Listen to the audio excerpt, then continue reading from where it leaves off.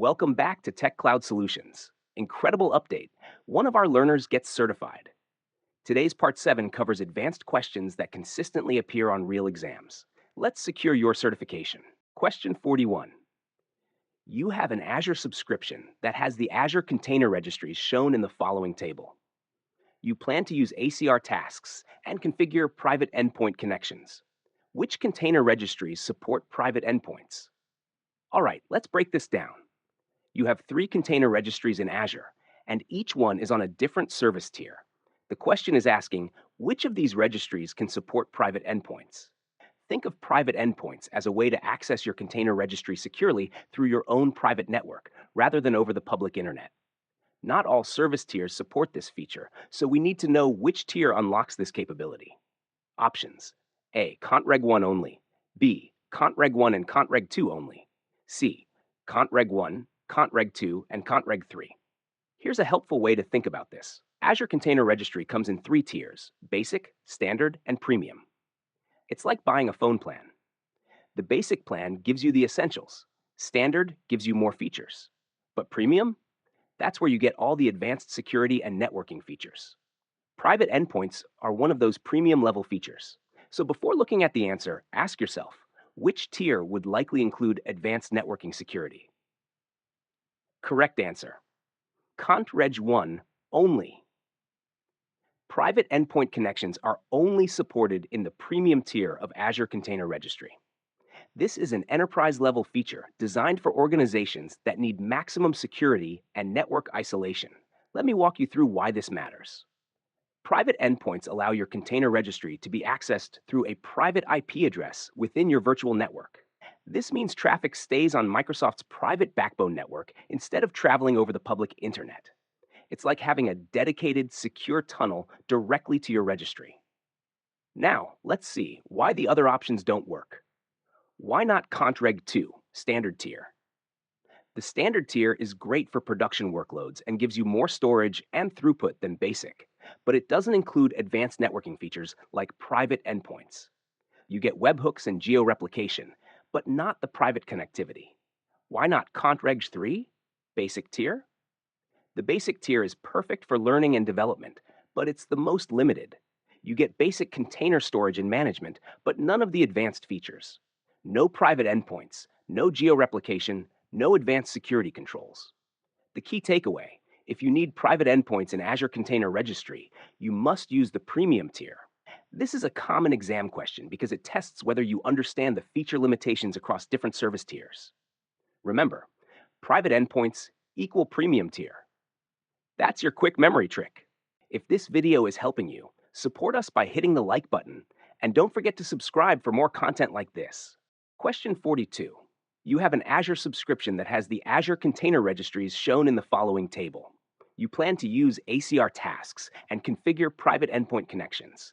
Which container registries support ACR tasks? All right, this question is testing something different from the previous one.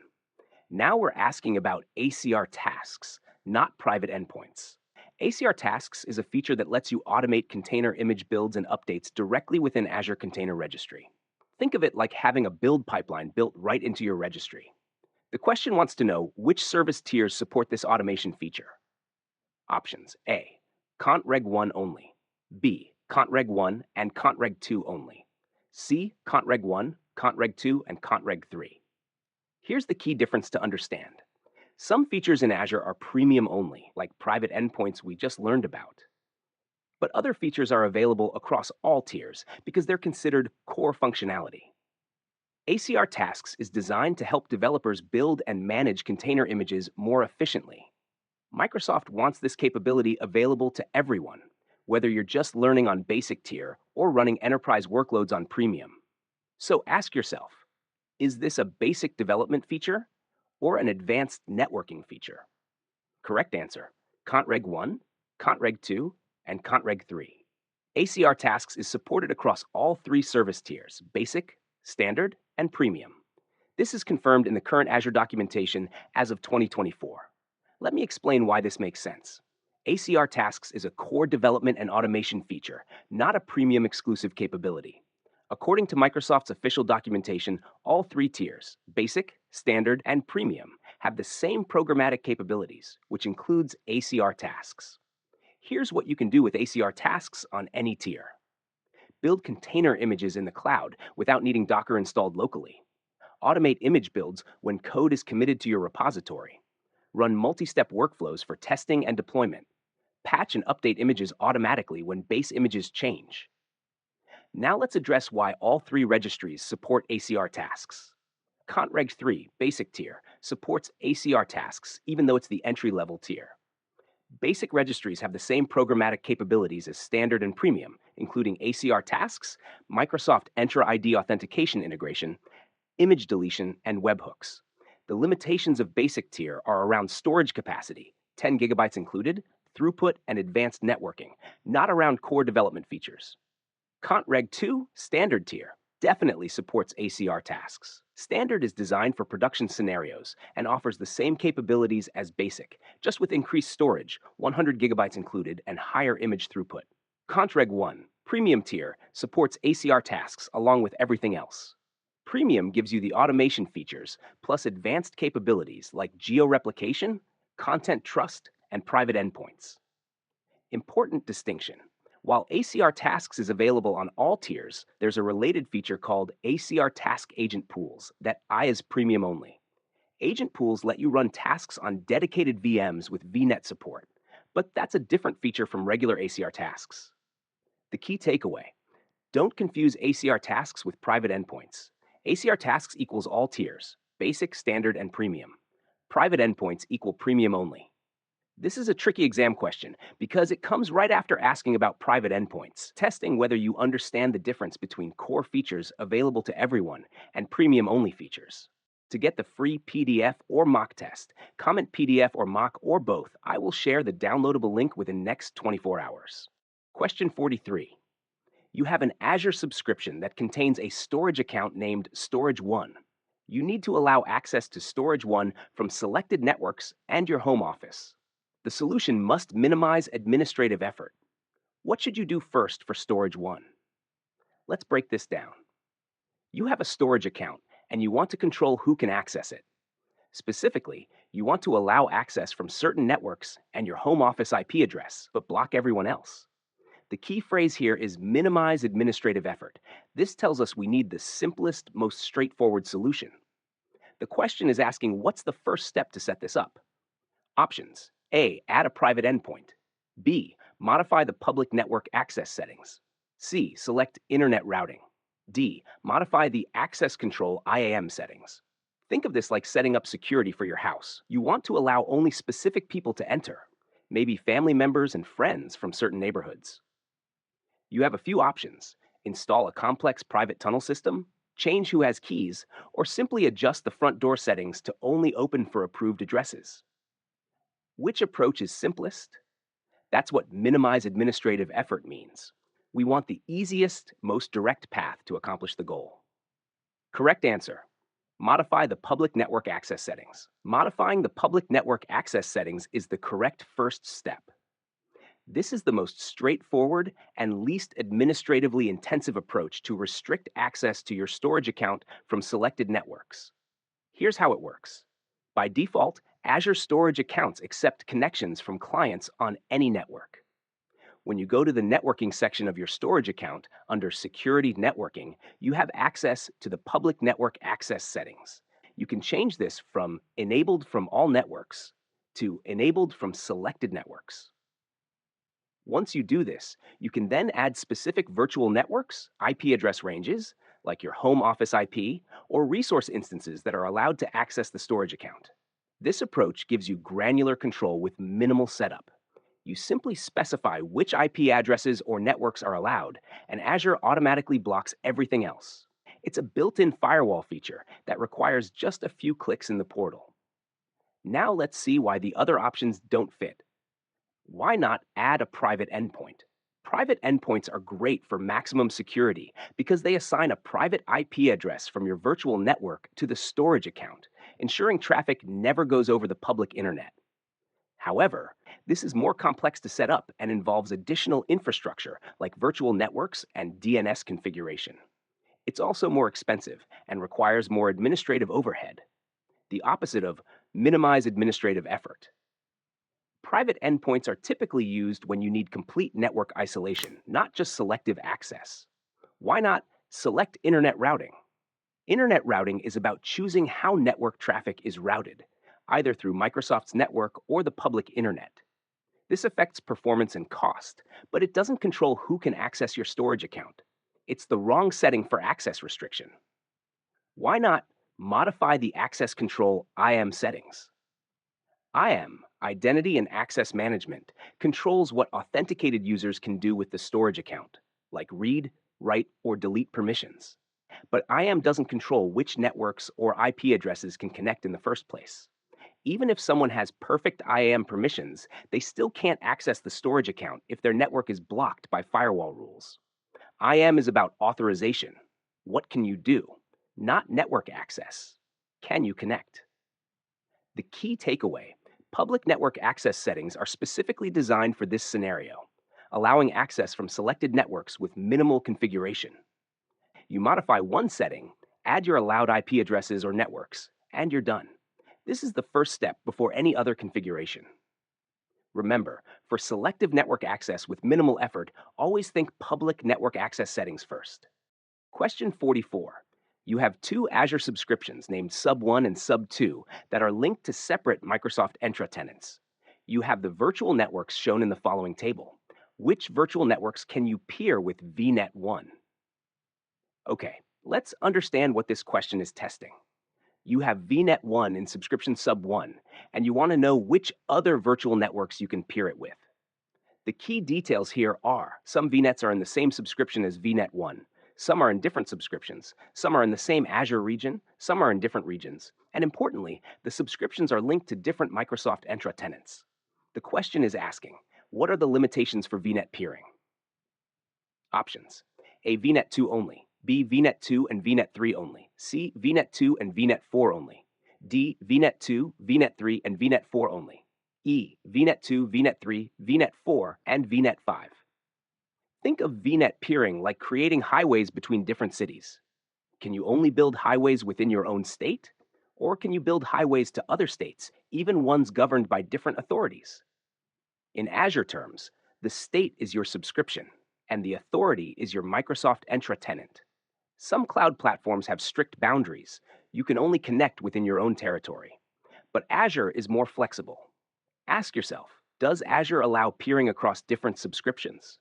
Does it allow peering across different tenants? Does location matter? Correct answer: VNet 2, VNet 3, VNet 4, and VNet 5. All four virtual networks can be peered with VNet 1. Azure Virtual Network Peering is incredibly flexible and supports connections across subscriptions, Microsoft Entra tenants, and Azure regions. Let me explain why each VNet can be peered with VNet 1. VNet 2 can be peered because it's in the same subscription, Sub 1 and same region, East US, as VNet 1. This is the simplest scenario. Same subscription, same tenant, same region.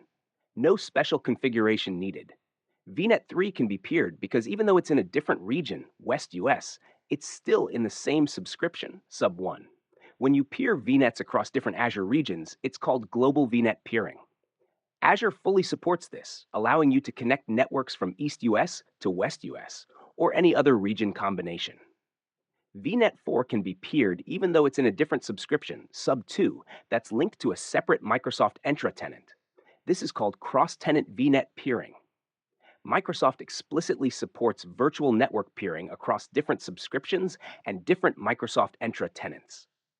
You can set this up using the Azure Portal, Azure CLI, or PowerShell, though cross-tenant scenarios may require using CLI or PowerShell with service principal names for authentication. VNet 5 can be peered for the same reason as VNet 4. It's in a different subscription, Sub 2, with a different tenant, and it's also in a different region, Central US. Azure supports this combination of cross-subscription, cross-tenant, and cross-region peering. Now let's understand the key capabilities of Azure VNet peering. Cross-subscription peering. You can peer VNets between any Azure subscriptions, whether they belong to the same organization or different ones. Cross-tenant peering. Azure allows peering between subscriptions linked to different Microsoft Entra tenants. This is perfect for scenarios like company mergers, partner integrations, or multi-organization collaborations. Global peering. You can peer VNets across any Azure regions worldwide. Traffic stays on Microsoft's private backbone network, ensuring security and performance. No restrictions based on location or tenant. The important thing to understand is that Azure doesn't restrict VNet peering based on region, subscription, or tenant boundaries. As long as you have the proper permissions in both subscriptions, you can peer any VNets together. Important note, while the answer includes VNet 4 and VNet 5, setting up cross-tenant peering does require additional steps. You need appropriate permissions in both tenants, and you may need to use Azure CLI or PowerShell with Service Principal Authentication rather than the Azure Portal GUI. But the capability is fully supported by Azure. The key takeaway, Azure VNet peering is not limited by subscription boundaries, tenant boundaries, or regional boundaries. You can peer virtual networks across all these dimensions. The only real limitations are having proper permissions and ensuring you don't have overlapping IP address spaces. For exam purposes, remember, VNet peering works everywhere. Same subscription, different subscriptions. Same tenant, different tenants. Same region, different regions. It's all supported.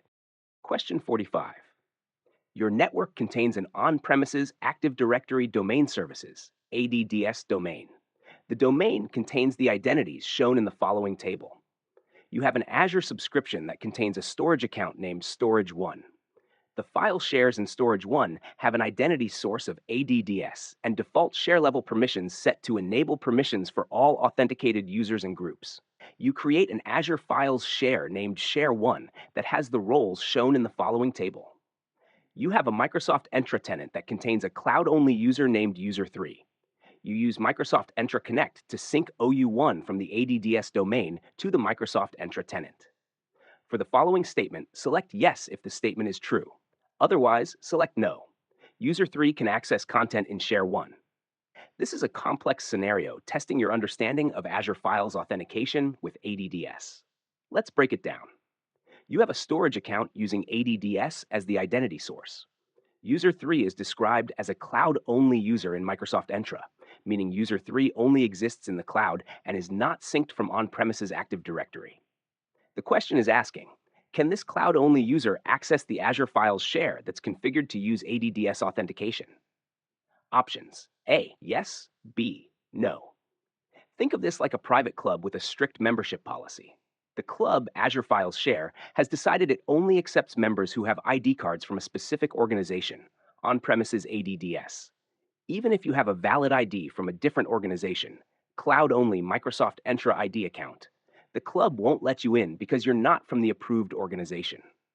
The key question is, when Azure Files is configured to use ADDS authentication, does it accept identities that only exist in the cloud, or does it require hybrid identities that exist in both on-premises AD and Microsoft Entra ID? Correct answer? No. User 3 cannot access content in Share 1. This is because User 3 is a cloud-only user who exists only in Microsoft Entra ID, and the storage account is configured to use ADDS as the identity source. Let me explain why this is a critical distinction. When you configure Azure Files with ADDS authentication, there's a fundamental requirement. Identities must be hybrid identities that exist in both on-premises ADDS and Microsoft Entra ID. Microsoft's official documentation explicitly states only hybrid user identities that exist in both on-premises ADDS and Microsoft Entra ID can be authenticated and authorized for Azure File Share access. Here's how ADDS authentication works for Azure Files. The authentication flow requires sync.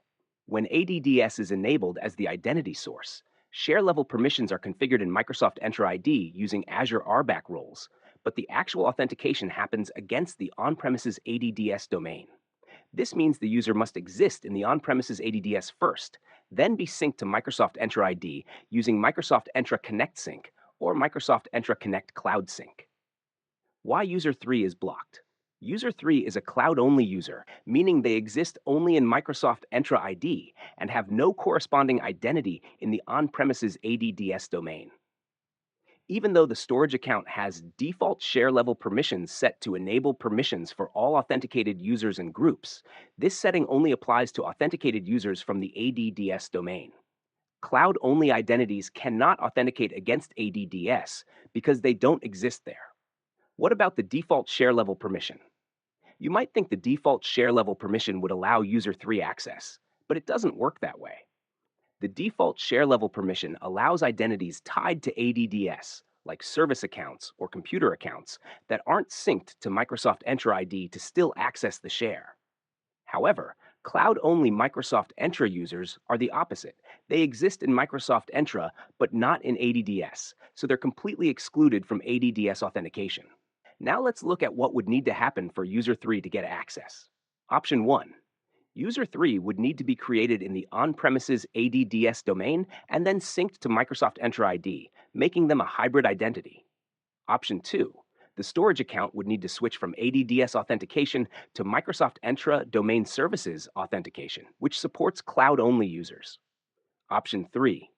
User 3 could access the share using the storage account key instead of identity-based authentication, but this bypasses all the security controls and is not recommended. Important context about the other users.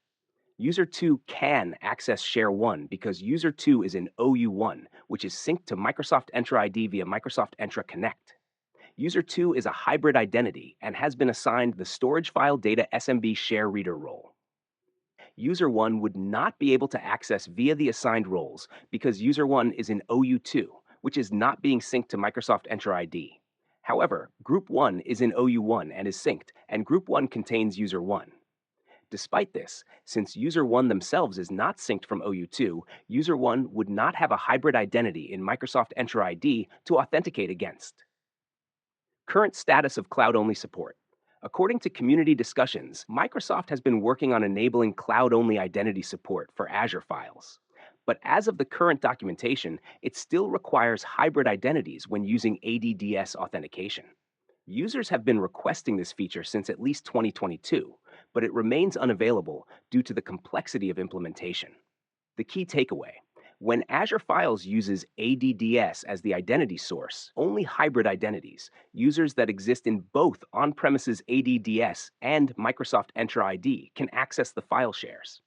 Cloud-only users who exist only in Microsoft Entra ID cannot authenticate and therefore cannot access the shares, regardless of role assignments or default share level permissions. This is a fundamental architectural limitation of ADDS authentication for Azure files. That's Part 7 complete. You've now mastered 45 critical AZ-104 questions across our series. Part 8 drops Friday with the most challenging scenarios yet. Smash that like button if this boosted your exam confidence, subscribe for your certification journey, and comment Part 7 PDF for instant download.